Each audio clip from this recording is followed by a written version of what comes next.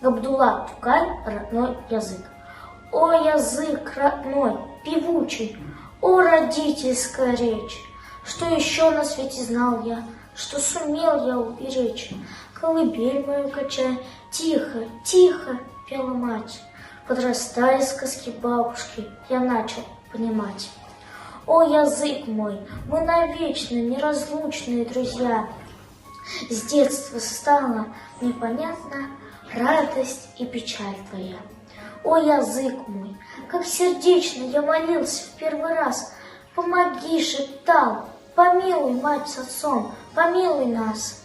Габдулла Тукай, native language. Oh, beloved native language, oh, enchanting mother tongue, you enabled my search for knowledge of the world since I was young.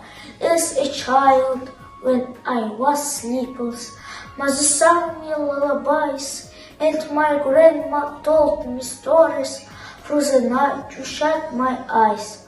Oh, my tongue, you have been always my support in grief and joy, understood and cherished fondly since I was a little boy.